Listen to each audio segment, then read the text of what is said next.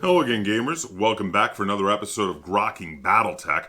I'm the board game captain, and today I'm going to be telling you how to grok the Wolfhound. So now this one is not a request. I didn't have another request to get to, so I decided that there hasn't been enough love being given to the light mechs. So I thought I would jump right in with both feet and cover my number one favorite light mech of all time, the Wolfhound. So before we get too into this, I do want to say I got a ton of links in the description down below that you can check out at your leisure. There's a link to BoardGameCaptain.com, which is a great hub for all things Board Game Captain, and Lynn and I have started doing some semi-regular blog posts over there. There's also a link down there to my Teespring store where you can get yourself some cool gamer gear, t-shirts, mugs, etc., and a link to my Patreon if you're in a position to and would like to support the channel. Alright, so the Wolfhound. So let's get into the Wolfhound. Now, the Wolfhound is a late Succession War era mech. The original Wolfhound is the WLF-1. Now, the WLF-1 is got a battle value of 949 battle value, which is pretty high for a light mech. It is a fairly heavy end of the light mechs, but still, that is a fairly high battle value. But in my opinion, it's thoroughly worth it for what I see as the best of all of the light mechs, in my opinion. Now, the Wolfhound was originally produced in 3028, and the Wolfhound, again, is a 35-ton mech. It has a walking speed of 6, a running speed of 9, which is actually, it's not super fast, especially compared to some of the other light mechs that can go amazingly fast, but it is pretty fast, and if this is the only light mech in your lance, it's probably going to be outpacing the rest of your mechs if you have it running. Now, saving a little bit on the engine, so it's not a super fast mech, and also not buying it jump jets, they were able to give it a fairly respectable amount of armor for a light mech and a very respectable weapons loadout for a light mech. So the Wolfhound, let's start with the armor. Now, it's got 16 armor in the center torso. It's got the full 9 in the head. It's got 11 on each side torso, 12 in each arm, and 16 in each leg. Now, the rear torsos are a bit weaker with 5 on either side and 6 on the rear. So be careful. Don't let the enemy get behind you. If you do, it could be curtains for you. Now, let's talk about this armor a little bit. For a Succession War era light mech that can move at 9, count that again, 9 hexes a turn, this is pretty darn decent, and the speed combined with this amount of armor is a nice amount of protection. So what do I mean by that? So the first thing is we're talking about the fact that if they're shooting at you and you're moving at, say, 7, 8, or 9 hexes, they get a +3 difficulty modifier for their hits. Even if you're doing a turn or two, even if you're moving through a forest or ending your move in, even if you went straight ahead and then ended your move in a heavy forest, you're still going to be able to move that 7 hexes, because max run, if you're running, is 9 hexes for this. So +3 difficulty is really good. If your enemy is using the standard 4 gunnery skill, that means without any other modifiers, that 4 goes all the way up to a 7. Now, if we had the scenario where you went into a forest, you ended the move in the forest, and that's why you're moving a little slower than 9, and maybe did 1 turn, now it's up to an 8. Now, if they walked, now it's up to a 9. Now, if you see where I'm going with this. And now, if you're at medium range, I mean, very quickly, early game, it's going to be very hard for your opponent to hit you, as long as you do your maneuvering smartly. Don't run right into close range with them. Harass them a little bit at, medium to long range while you're hitting them with the large laser, and also jumping from forest to forest and staying at 7 movement hexes or more a turn. And then even if they do hit you, your armor protection is not bad. So again, 16 in the center torso means you can actually survive a single direct hit from a Gauss rifle once you hit the clan era and you're using Gauss rifles that are in the clan invasion era, and not get any internal structure damage. Which means that the Succession War, where this is, you could take a hit from an autocannon 10 and a medium laser in the center torso and still not get any internal structure damage.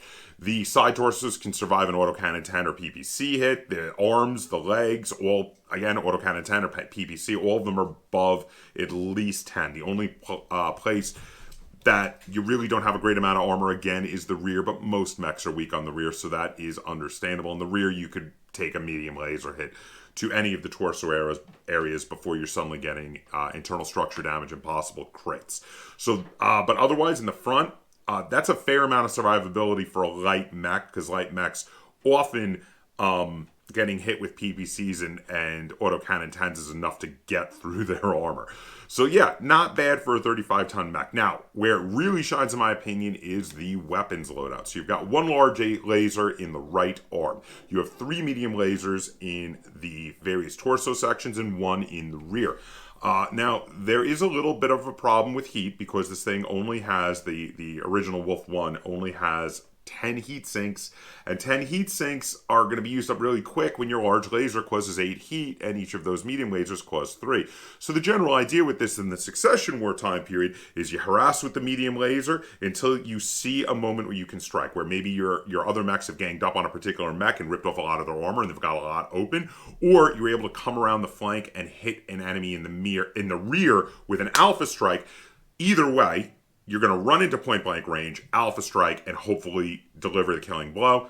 You'll have caused a whole bunch of heat buildup, so then what you're going to want to do is run away for a turn, let the heat die down, and do it again to the next mech once your other mechs have ganged up on it. Really, really good design. But there are some better versions of it for that time period. So the next one I'm going to talk about is what everyone's favorite Succession War version of the Wolfhound is. It's the WLF-1A.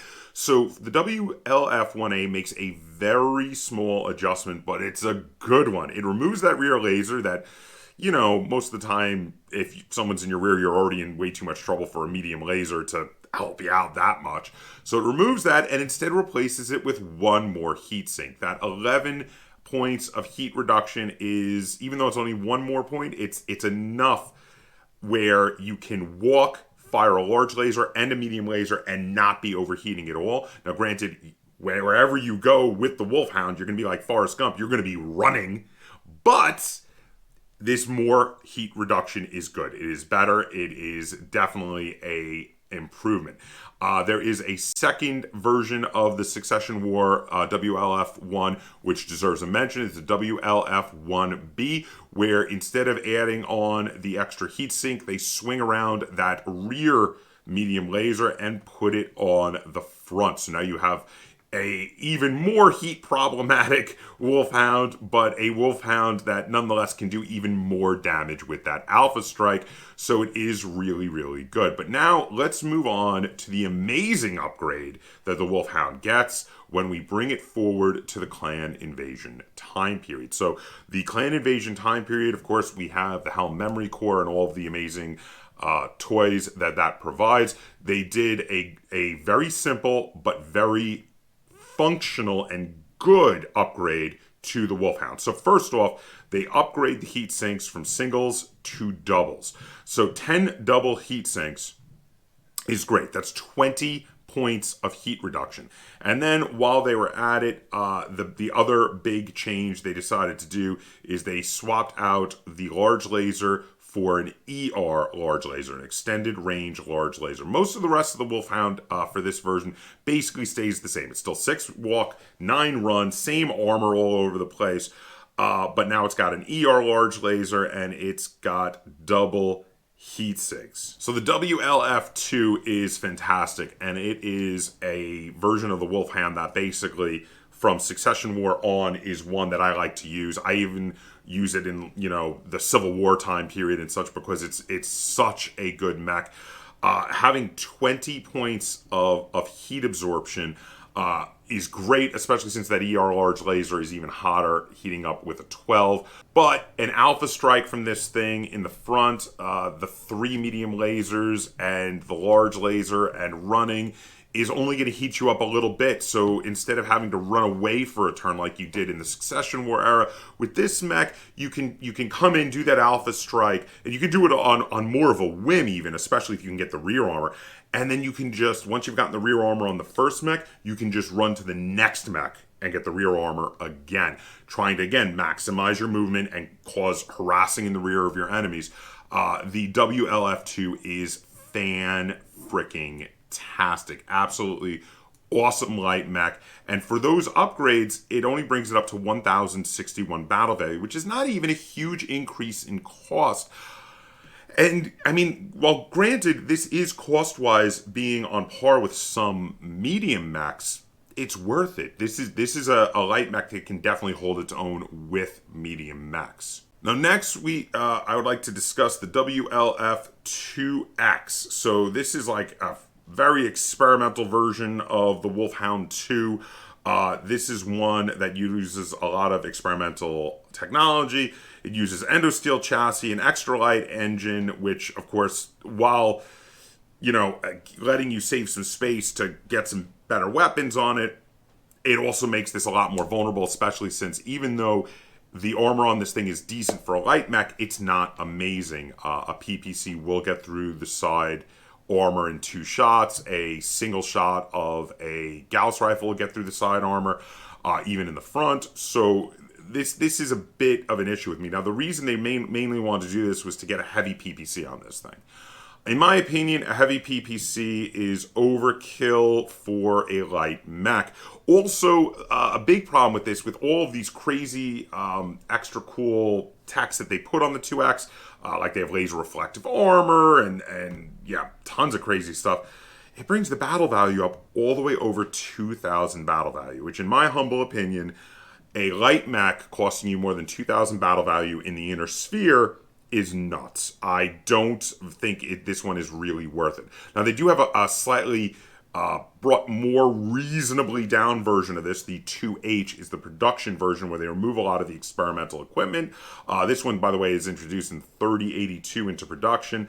The WLF-2H removes a lot of the experimental equipment but keeps the heavy PPC and the PPC capacitor from the 2X.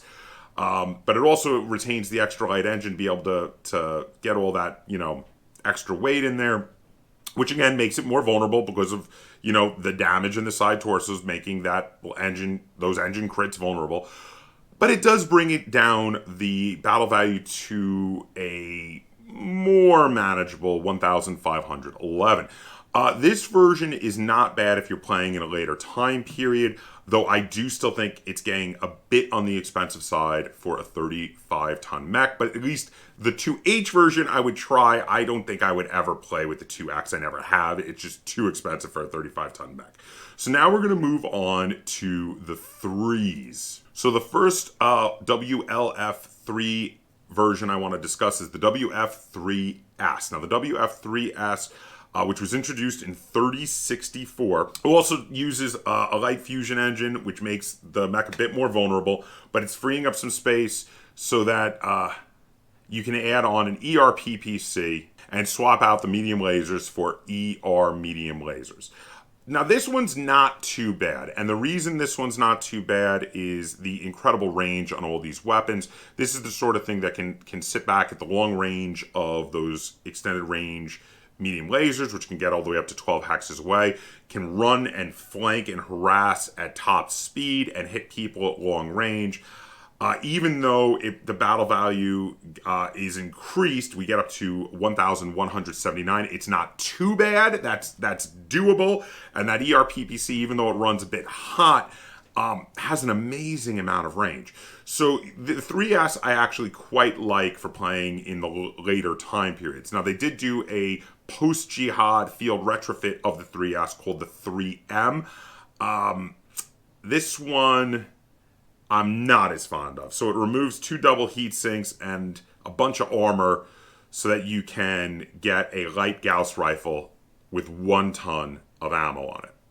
This is terrible. So first off, you're making your mech even less survivable by removing one of the few things that was great about the Wolfhound to try to fit a Gauss rifle on it. And a Gauss rifle with only 1 ton ammo. So you can't even fire that long with it. Yeah, I'm not a fan of the 3M. I think that's one that should have stayed on the drawing board and never should have made it off. Now, the next, I want to talk about the Series 4s of the Wolfhound. So the first of the Series 4s that I would like to discuss is the WLF-4W. I like this version quite a bit.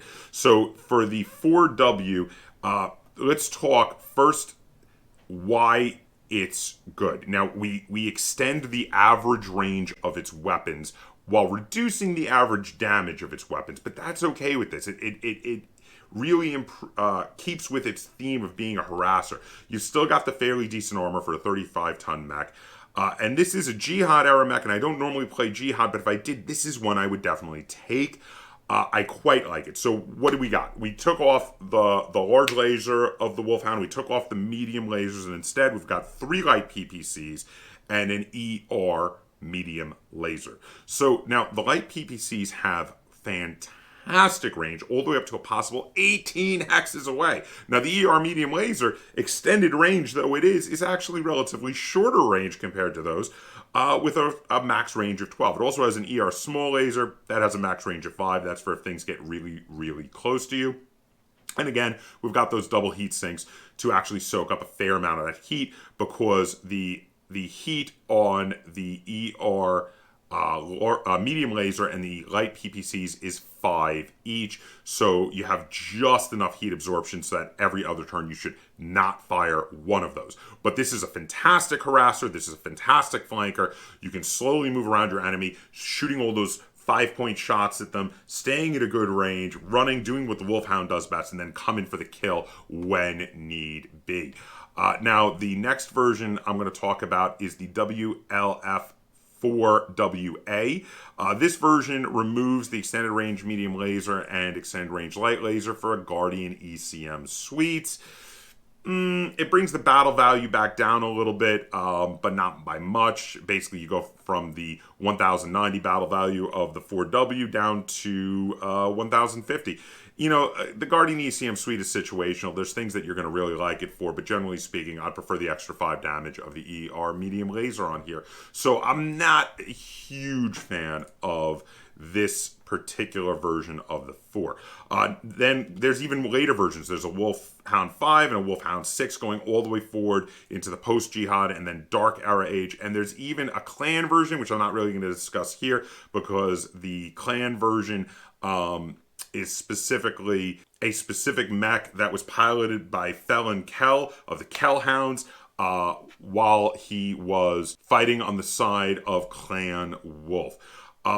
There's also the custom version of the WLF-1 Allard, which was the personal mech of Daniel Allard. Again, this is another one though that uses a ton of clan tech. I'm not usually I'm not, this is a very specific variant that is not one you're going to see a lot of copycats out there for, because it uses a ton of clan technology to upgrade it. So this is kind of a very unique build. And also, another reason I don't want to go a huge amount into the Allard is it's ludicrously expensive battle value-wise. It's got 1,941 battle value, again, for a 35-ton mech. So I'm not a huge fan of that. But yeah, that's a good look at all the versions of the Wolfhound. They generally are strikers, and they generally have the same sort of strategy you want to use for most of them. There's the rare different ones, like that one with the Gauss rifle, which is really weird and suddenly is not what you would think of for a Wolfhound.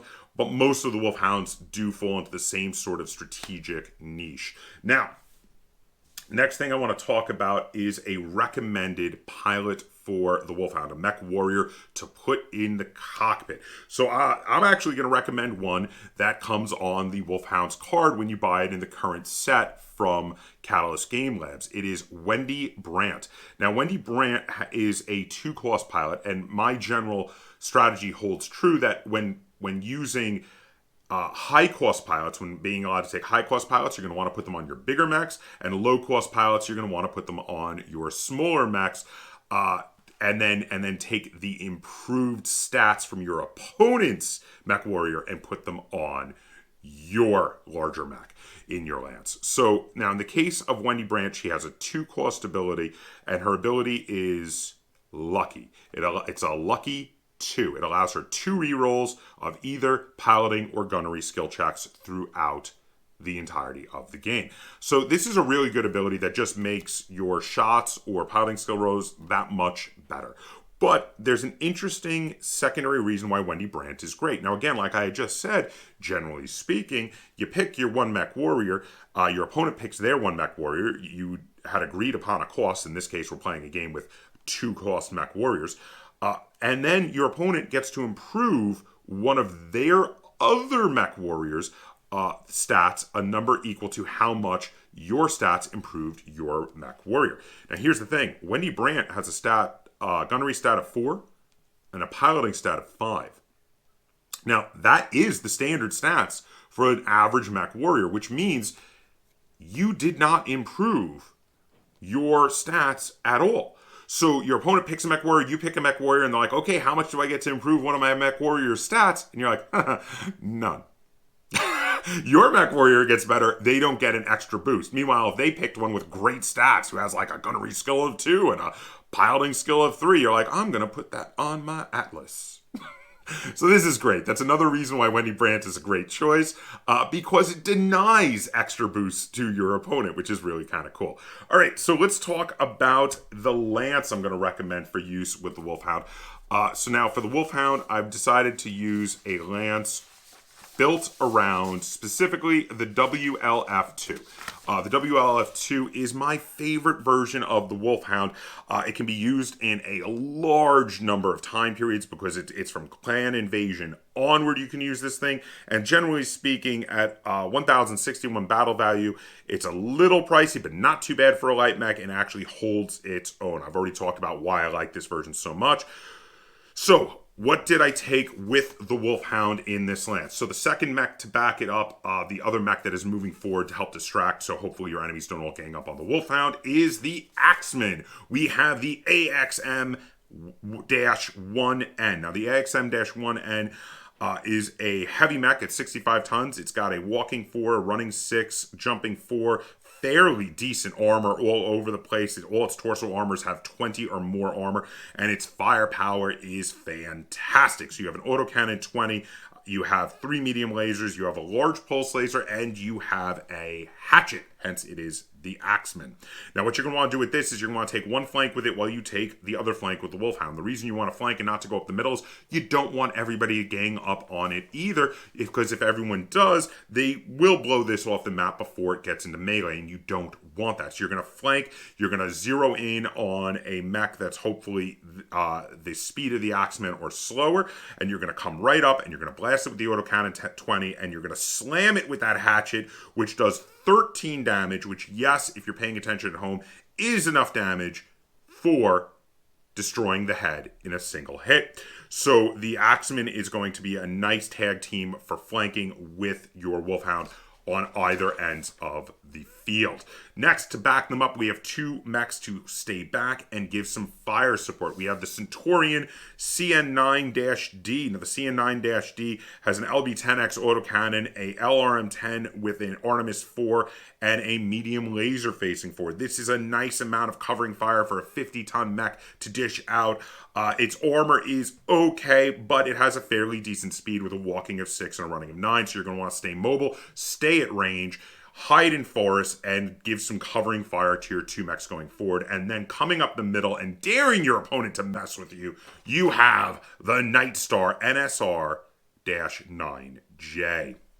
Now, this thing is insane. The NSR-9J Nightstar comes with 2 Gauss rifles on its 95-ton chassis with its ludicrous amount of armor. It has 2 medium pulse lasers, an ERPPC, and a small pulse laser. It also has 14 double heat sinks, so it can actually be firing just about all of these all day long.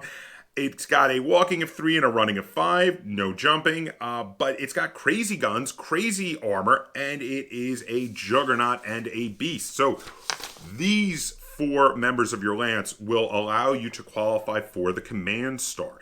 Now, Command Lance, of course, because it is a Inner Sphere Lance. So the Command Lance requirement says at least 1 unit in this formation must be designated as the Command Unit. That's going to be the Nightstar because a better Command Unit for the Inner Sphere has yet to be designed, in my opinion. The Nightstar is a fantastic mech to be a Command Unit.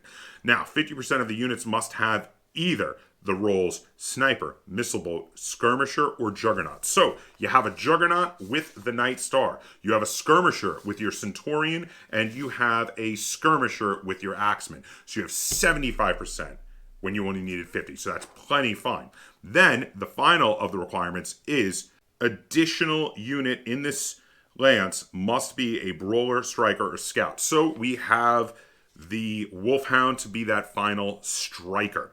So there you go. You thoroughly qualify for the Command Lance ability. Now the Command Lance ability is fantastic. So first off, prior to the beginning of play, 2 of your non-command units, so not the Night Star, because we designated them as the command unit, in this formation receive the Combat Intuition ability. So, Combat Intuition. So now to use Combat Intuition, you do have to take a wound on your pilot, which is dangerous and is going to make you not want to do this too often. But in my opinion, it is worth the risk to use this once in a while to, dive in for the kill with your Wolfhound and your Axeman. So the way it works is after initiative is rolled during the following turn, choose one of these 2 abilities. Now again, take the wound and then pick either.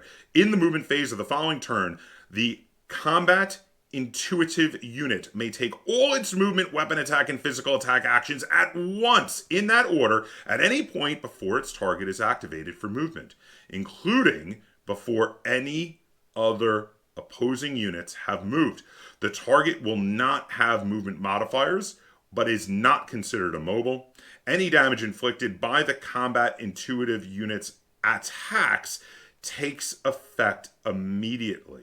The remainder of the turn continues as normal, but the combat intuitive unit may not be activated again during the weapon attack or physical attack phases. All modifiers to attack against the unit, including those for its movement, apply as normal. So now you could do this with either your Wolfhound or your Axeman. Basically, you've got your prey in your sights, and you want that time to run in and do an alpha strike. In the case of an Axeman, hit with the axe and all the weapons that are not on the arm with the axe. In the case of the Wolfhound, you run in and just hit them with everything, either in the rear or if they've lost a bunch of armor to the Gauss rifles in their front.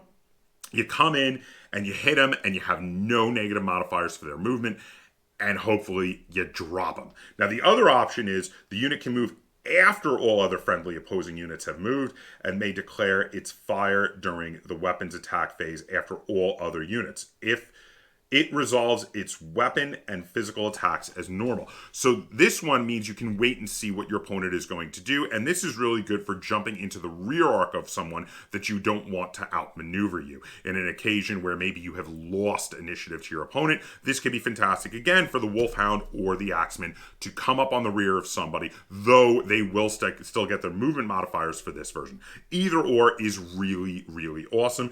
And for the second ability, the ability of taking Wendy Brandt means now that it's a little harder to hit them in the rear, you will have re-rolls, especially for that ER large laser, which of course you don't want to miss with your most powerful weapon, because that could be the one to tear through your opponent's rear armor. All right, so there you go. There is a recommended lance to take with the Wolfhound. Now, finally, I have a custom version of the Wolfhound that I would like to discuss. So this is a version that I would make. This is a custom version of the WLF2 because, again, that was my favorite version, but I wanted to make it a little bit better, but also not crazy expensive like a lot of the other custom versions. So this is a minor refit. I took the WLF2 and I did a change of its weaponry. Everything else stayed the same, and I managed to even keep its battle value fairly low. It only went up to 1,162, but I significantly increased its firepower and really leaned into its role as a striker. So what did I do? So first thing I did was I took off the rear laser. Second thing I did was I took off the large laser. And then I upped the number of medium lasers on the front of this thing to a total of 9. 9 medium lasers, all forward facing. I also, though, changed where those are. So what did I do? We've got 2 medium lasers in the left and right torso each. We have 2 medium lasers in the center torso, 1 medium laser in the head, and 1 medium laser in each leg. I imagine them to be hooked up in auto-stabilizing gun mounts on the hips of the mech. Now, why did I take them all out of the arms? And that is simple. I want to add in a hand actuator back in the right arm arm. So we have 2 hands, so that if we run into point blank range to unload and do a crazy alpha strike with all of these lasers, you can also do the 1-2 punch for that little bit of extra damage when you're in a position where you drop the chances of hitting the enemy mech with a punch in the head from 1 of 36 to 1 of 6 with those fists, because it is a little harder to punch with the hand without a hand actuator. So I think overall this is a significant improvement. This mech still does have a little bit of an issue with heat, because the combined weapons will do 27 heat when this only has 10 double heat sinks and can only absorb 20 of that. Plus, if you're running, of course, that goes up to 29 heat. So yes, this will overheat when you do that. You will need to run off and do a bit less on the next turn to cool down. But I think this is a really, really cool version of the Wolfhound, which I have dubbed the WLF2 KIWF. Of course, from my own personal mech design team, which was named after the last names of its 4 founding members, but has been affectionately nicknamed Kill It With Fire by its fans. So there you have it. That is my 2 cents on the Wolfhound. I love the Wolfhound. I think the Wolfhound is great. The Wolfhound can take a flank where an enemy has a light mech with not a lot of movement, something like, say, a Panther or a Urban mech, or even a Hollander, and can come running in and has enough firepower to tear that mech in half in 1 or 2 turns. The Wolfhound can also harass and flank and can run in and take out mechs that are much larger than it, even twice as big as it, by hitting them in the rear with those alpha strikes. And once you get the double heat sink, so you can start firing most of those weapons every turn from the Clan Invasion time period on, the Wolfhound, in my opinion, becomes the best light mech for the entirety of the Inner Sphere. Love the Wolfhound. Let me know what you guys think in the comments down below. What are your experiences with the Wolfhound? Have you given it a try? Has this video made you more likely to give the Wolfhound a try in your games of Battletech? If you enjoyed this video and you'd like to see me do more episodes of Grokking Battletech like this one, be sure to give this video a like, share it on all forms of social media, and if you haven't already, please subscribe to the Board Game Kaptain. That's Kaptain spelled with a K on YouTube. And until next time, game on.